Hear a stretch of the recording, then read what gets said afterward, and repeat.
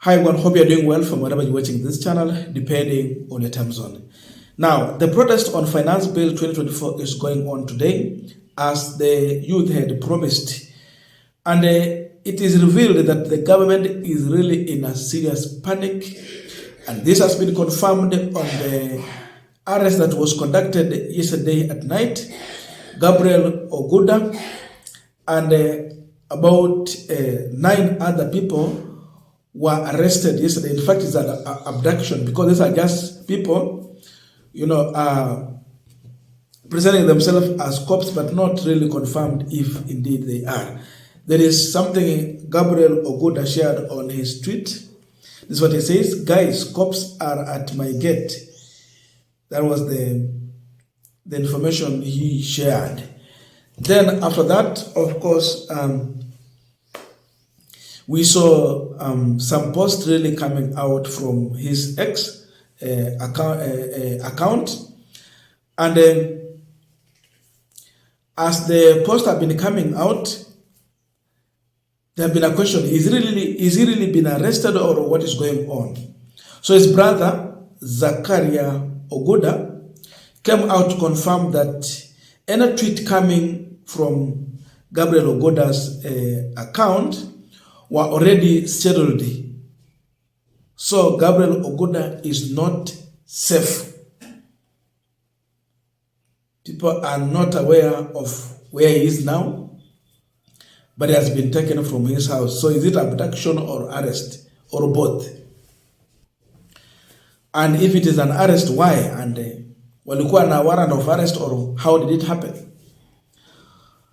So I know Kenyans on X and other social media are really pushing for the release of Gabriel Oguda and others. So the other individuals who were arrested with the Gabriel Oguda include Osama Otero, the guy who was leading the online conversation with the youth.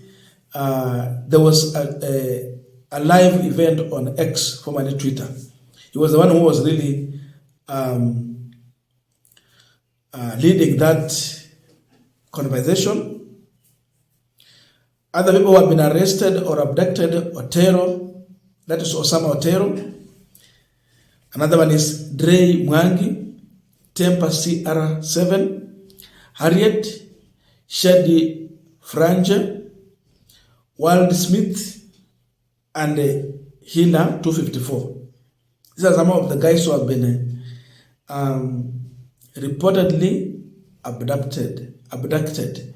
We are not aware if there is more, but I think there is more than this. These guys have been mentioned out because they are people who really have a voice on social media.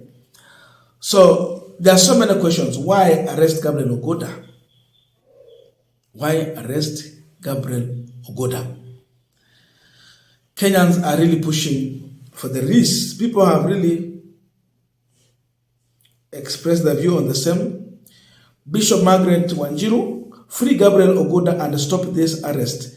They will not make things any better. What we need is to acknowledge that we have a problem and we listen to each other without intimidation. We can't build a nation or a family through intimidation.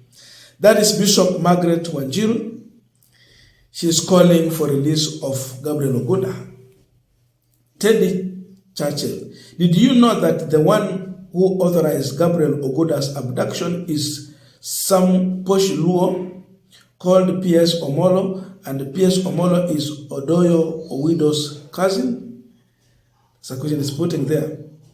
So many people are really pushing for the release of Gabriel Oguda. And for me, as a lawyer, we are saying tawe to the abduction of Gabriel Oguda. Tawe. Now, the abduction and the protests are coming both at the same time, when Kenyans are remembering some of the statements that Ruto used to give in 2022 when he was warning those who are in authority. Power is transient, and the people of Kenya will overcome. We will not submit to your threats and blackmail. We will not bow to you. We will not worship you. We worship the living God in heaven. We worship no human being.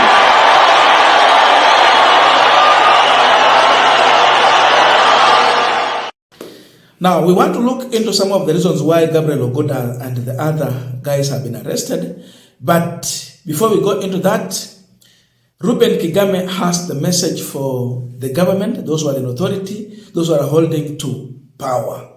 Listen to him shortly. I want to condemn in the strongest terms possible what this government has been doing to harass very innocent, peaceful protesters that are simply saying they don't want Finance Bill 2024. I want to condemn the killing of innocent youth that are simply coming out to say they don't like where our country is headed.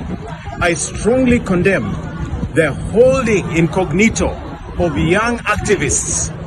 You know, people pick them up and take them to unknown destinations, and we have to keep going to social media to look for them. This is embarrassing. We don't want to go back to the dark days of this country.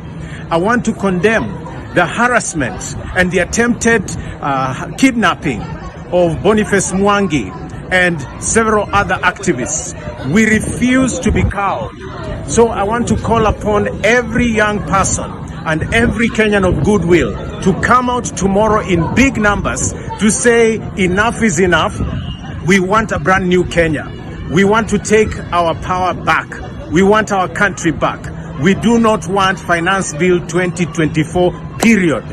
And any attempt to muzzle people's voices will only attract more wrath. So I urge this government and Ruto to stop harassing the young people, to stop harassing Kenyans, because you'll only incur more wrath. So together we stand, we say no to the finance bill, and we say long live Kenya and long live the people of Kenya. Now, we are continuing with this panel discussion, but just a quick request for those who are watching and you have not yet subscribed, please consider subscribing. To our returning subscribers, I must say thank you so much. And again, to all our viewers, please give this video a thumbs up. Thank you so much, and back to this discussion. Now, Gabriel Oguda is a prominent social media advocate and is one of the leading voices in hashtag Reject Finance Bill 2024 protests. He is supporting the protest. This is a man who has his footprint on social media. Actually, he comes out among the people who are shaping the conversation in this country. He comes out so much loudly through his tweets, through his posts on Facebook, on Twitter, and all the social media to defend the people and send a message to the government. So the government is realizing that a revolution is taking place, and those people who are really exposing some of the heinous acts that the government is doing when they are abducting people, when they are trying to arrest, beat people, cause mayhem, Gabriel Oguda is on front line exposing these people because he has a platform that has a following and they are shaping the conversation. So there is fear of such kind of influence that Gabriel Oguda is commanding on social media. And remember, those people who are leading this protest are Gen Z. Gen Z are people who are having smartphones. They have access to internet. So when they get in touch with someone like Gabriel Oguda, you know, they get the message there. So there is fear that when you have people who have a command on social media like this one, then you have youth on the street, then they are shaping the conversation. It is dangerous. So what do? Make arrest to such people. That is the reason. Even me, when I wake up, I go and check Gabriel Oguda and Leo. What's going on? So many youth do follow Gabriel Oguda, and Gabriel Oguda, again, he's a youth. He's a youth. And he's just trying to speak for many silent majority youth in this country. So to avoid the influence that and the impact he's going to make through his social media accounts, you just arrest him. Kama akona simu unachukua. Then, of course, what follows, it can be as similar to what we saw Pauline Njoroge going through. Siku hizi Pauline Njoroge amerudishwa chini, amekuwa slow. Akiweka post ni once in a while. But hapo nyuma, anytime you wake up, kama wewe ni blogger, lazima uende uangalie amesema nini. I know many of my friends do so. Lazima uende uangalie. But sasa as of late, I don't know, was she threatened, intimidated or what? After that release, she's no longer really doing the Lord's jobs the same way she used to do. Many youth were looking up to her. But baada ya kuwa arrested, she was intimidated. They want to try the same to Gabriel Oguda. And they can even go to an extent of just not releasing him. Hawa watu wamejulikana kwa mambo mabaya zaidi. Tulipoteza Msando kwa njia ya aina gani? Na watu wengine tu wengi. So people are calling on the release of Gabriel Oguda when he's in his sound mind. Watuletee mtu hai vile alivyokuwa na afya yake bila majeraha wala madhara yoyote. That is the position of the people. And you wonder, Ruto told us power is transient. It was a warning. When did he forget this? When he was warning Uhuru Kenyatta. Today is in power, tomorrow will not be anywhere near power. What will he do? Why abduct people? He told us about people's body being dumped in River Yala. He told us about the drum, container at police station in Nairobi where bodies are being dumped. Wakati wameanza hizi massive kidnapping. What is the reason behind this? Does he want to do the same on issues he was condemning some time back? This should never happen in this country. Kenya is a democratic country where everyone is allowed to speak their mind if you feel things are not working. So Gabriel Oguda is not a criminal.